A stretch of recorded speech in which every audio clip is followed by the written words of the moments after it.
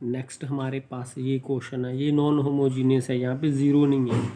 तो पहले हमने इसके दो पार्ट्स बनेंगे, एक होमोजीनियस से सॉल्व करेंगे, एक पर्टिकुलर सोल्यूशन निकालेंगे, ठीक है। उसके बाद ये कंडीशंस हैं, उसके बाद ये पुट करेंगे। तो पहले हमें अब इसके दो पार्ट्स बने, एक होमोजीनियस एक पर्टिकुलर सोल्यूशन। होमोजीनियस बनाने के लिए पहले इसको ज़ीरो के बराबर पुट कर देंगे।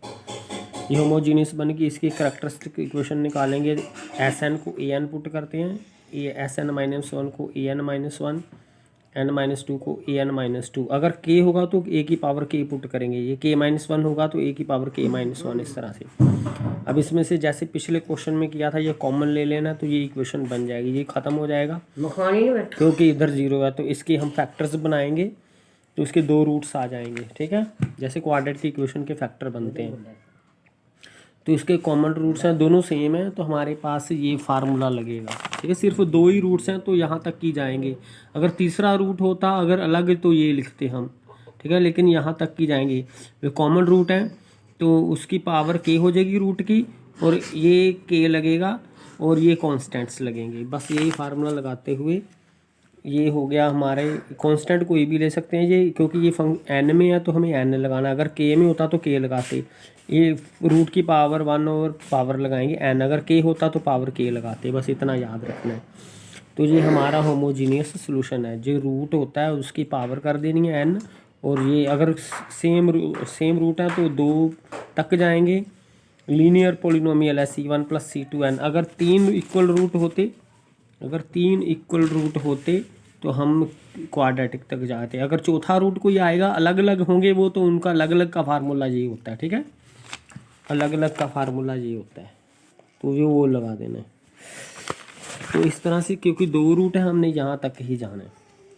अब तो ये हो गया हमारा होमोजीनियस सोल्यूशन। अब हमने निकालना पर्टिकुलर सोल्यूशन। पर्टिकुलर सोल्यूशन के लिए जो फंक्शन है वन के बराबर है।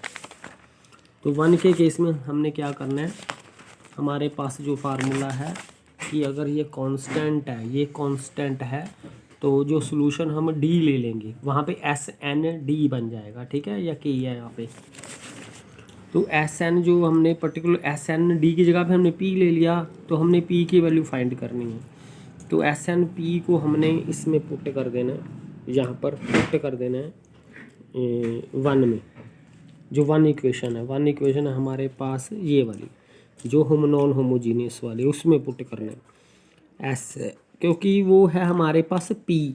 तो चाहे एस एन हो, चाहे एस एन माइनस वन हो, चाहे एस एन माइनस टू हो, सब में हमने पी पुट करना है, ठीक है। P minus two P plus P, ऐसे ये वैल्यूज़ हमने पुट कर देनी है। तो यहाँ से हमें सॉल्व करेंगे तो इधर ज़ीरो आ रहा है, इधर वन आ रहा है, ये ट्रू नहीं है, इसका मतलब ये केस ऑफ फेलर है। जब केस ऑफ फेलर होता है तो मैंने क्या कहा है कि हमने अब एस एन को पी नहीं लेना है, उसको एन से मल्टीप्लाई कर देना है, ठीक है। तो अगर ये एस के होता, तो अगर ये क्वेश्चन के में होता तो के से मल्टीप्लाई करते, एन में है तो एन से मल्टीप्लाई करना है इसको, तो एन पी बन जाएगा। अब एस एन को एन पी को हमने इस वन में पुट करना है। अब देखो क्योंकि एन आ गया ना इसमें भी एन है, तो एस एन के प्लेस पे एन पी पुट करना है। यहाँ पे एस एन माइनस वन है, वहाँ यहाँ पे n minus one p put करना पड़ेगा, ठीक है। यहाँ पर एस एन माइनस टू है तो यहाँ पर एस एन माइनस टू है ना, तो हम एस एन माइनस टू, क्योंकि हमने एस एन को क्या लिखा है एन पी, तो एस एन माइनस वन को क्या लेना पड़ेगा n minus p, s n minus two को लेना पड़ेगा दिस। तो इस तरह से हमने ये वैल्यूज़ पुट कर देनी है, ठीक है। तो ये वैल्यूज़ पुट कर दी, क्योंकि पिछले में ये कांस्टेंट था, एन नहीं था इसमें, तो हर जगह पी पुट हुआ था। फिर इनको सॉल्व करेंगे, इधरली साइड ज़ीरो बन जाएगी, इधरली साइड वन, ये केस ऑफ फेलर आ जाएगा। फिर जब केस ऑफ फेलर आ जाएगा तो एन से मल्टीप्लाई कर दिए, ये एन स्क्वायर पी बन जाएगा, ठीक है। तो फिर एन स्क्वायर पी को पुट करना है उसी वन में, तो यहाँ पे एन स्क्वायर पी, वहाँ पे n minus one square p, same case, जहाँ पे एन है वहाँ पे एन माइनस वन पुट कर देना है, क्योंकि जब एन माइनस वन का स्क्वायर हो जाएगा, ये एन माइनस टू का स्क्वायर हो जाएगा, पी हो जाएगा। फिर सॉल्व करेंगे, अब पी की वैल्यू आ जाएगी, क्योंकि हमने पी की वैल्यू फाइंड करनी होती है। जो पी की वैल्यू आ जाएगी तो हमारा जो सोल्यूशन था ये वाला था, तो यहाँ पे पी की वैल्यू 1/2 पुट कर देंगे, तो सोल्यूशन आ जाएगा 1/2 एन स्क्वायर। अब जो हमने होमोजीनियस सोल्यूशन ये निकाला था और ये पर्टिकुलर सोल्यूशन निकाला, दोनों को ऐड कर देना, ये जनरल सोल्यूशन आ जाएगा।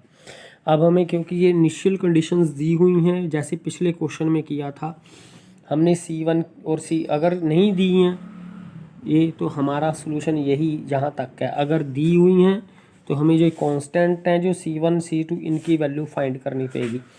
तो n को 0 पुट करेंगे तो S0 की वैल्यू 2 पुट कर देंगे, 1 पुट करेंगे तो S1 की वैल्यू 5.5 पुट कर देंगे। तो यहाँ पर हमने वैल्यूज़ पुट करनी है, n को 0 S0 बन जाएगा, S0 की वैल्यू हमने 2 पुट कर देनी है, ठीक है। तो इस क्वेश्चन जहाँ पर n 0 है, जहाँ पर n है वहाँ पे 0 पुट करना है, S0 की वैल्यू 2 है, ठीक है। बाकी जहाँ पर भी n है वहाँ पे 0 पुट कर देना है, यहाँ से C1 की वैल्यू आ जाएगी।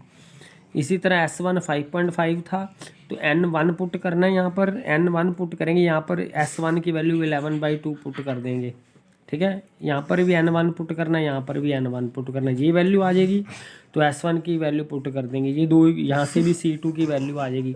यहाँ जो भी ये दो इक्वेशंस बनेंगी, एक ये इक्वेशन बनेगी पहली वैल्यू पुट करके, दूसरी वैल्यू पुट करके ये दूसरी इक्वेशन बनेगी। इन सब को सॉल्व करके C1 C2 की वैल्यू आ जाएगी, वो सोल्यूशन में हमने पुट कर देनी है यहाँ पे, ठीक है।